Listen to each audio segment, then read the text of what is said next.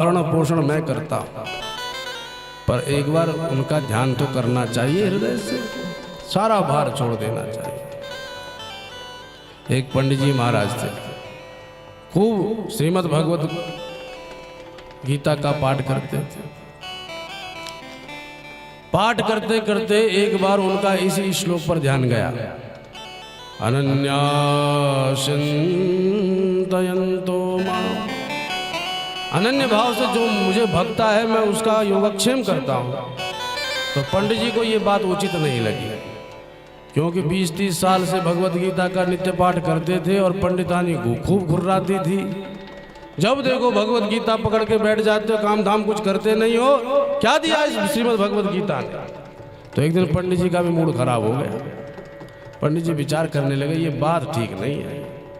अरे कोई अनन्य भाव से प्रभु को भज रहा है, पर मैंने तो 30 साल से कुछ पाया ही नहीं। तो तत्क्षण काली शाही लाए और काली शाही ला करके पूरे श्लोक को मिटा दिया। ये श्लोक ठीक नहीं। 30 वर्ष तक मैंने पाठ किया, पर पूरा प्रभु पर ही निर्भर रहा, पर प्रभु ने दिया क्या मुझे। ऐसा विचार करके निकल गए भिक्षाटन करने। और पंडित जी लौटते उससे पहले एक 16 वर्षीय बालक आया, बड़ा सुंदर, करारविंदेन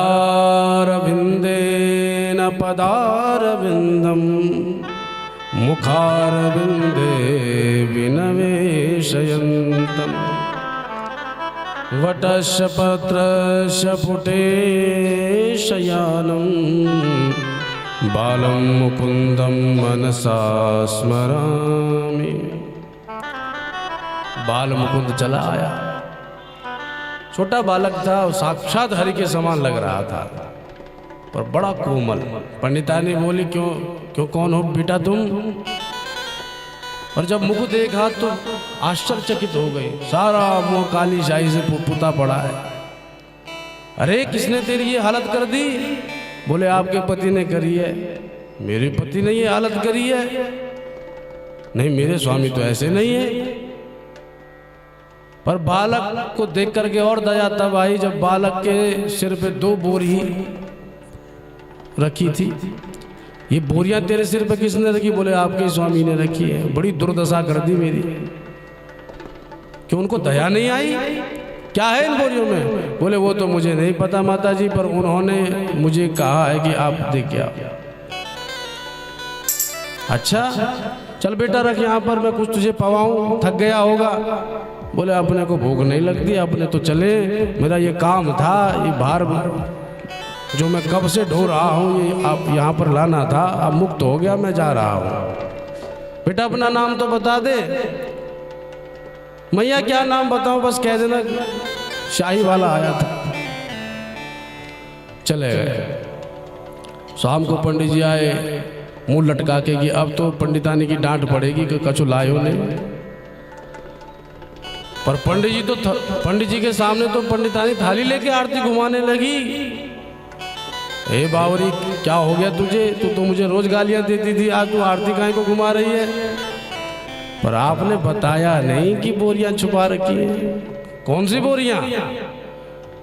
एक बालक आया था, उसके मुंह पर काली शाही पुती हुई थी और 2 बोरी रखी हुई थी। मैंने कहा किसने ये तुझे थमाए, तो कहने लगा तुम्हारे स्वामी ने। तो तुमने ऐसा क्यों किया उस बालक के साथ। पंडित जी बोले मैंने तो कुछ किया ही नहीं। कौन सा बालक, कैसा बालक, कौन सा स्याही, हमको कुछ नहीं पता। राम राम, कैसा झूठ बोल रहे हो। कहाँ है वो बोरियां। दोनों दंपति, क्योंकि एक बोरी तो खोल चुकी थी जिसमें रत्नाभूषण थे, जब दूसरी बोरी खोली उसमें और भी अधिक बहुमूल्य आभूषण दिखाई पड़े। खूब तमाम प्रकार का धन संपदा विद्यमान थी। आश्चर्यचकित हो गए। पंडित जी भी विचार करने लगे, खूब बुद्धि पर जोर मारा पर समझ नहीं आया ये कौन था। नाम बताया, बोले बस बोले कि काली शाही वाला आया था। अब पंडित जी बोले कौन का काली शाही। पर पंडित जी का वही नियम, अगले दिन ब्रह्म मुहूर्त में जा करके जो ही भगवत गीता खोली तो उस पर वही श्लोक मिटा हुआ था, अनन्या चिंतयन्तो मां ये जना पर्युपासते तेषां नित्याभियुक्तानां योगक्षेमं वहाम्यहम्। जब काली शाही देखी तो फूट फूट करके पंडित जी रोने लगे, हे गोविंद मुझे क्षमा करो, मैं पहचान नहीं पाया।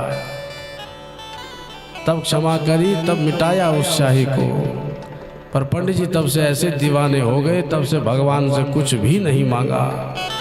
भगवान जिसका भरण पोषण करने का वचन देते हैं उसका करते हैं, पर अनन्य भाव हमारा होना चाहिए। कुछ लोग कहते हैं भगवान के यहाँ देर है अंधेर नहीं, पर हम तो कहते हैं भगवान के यहाँ ना देर है ना अंधेर है। देर भी है तो तुम्हारे यहाँ, अंधेर भी है तो तुम्हारे यहाँ है। तुम पुकारने में विलंब कर रहे हो, उनको आने में समय नहीं लगता। तो जय श्री कृष्ण।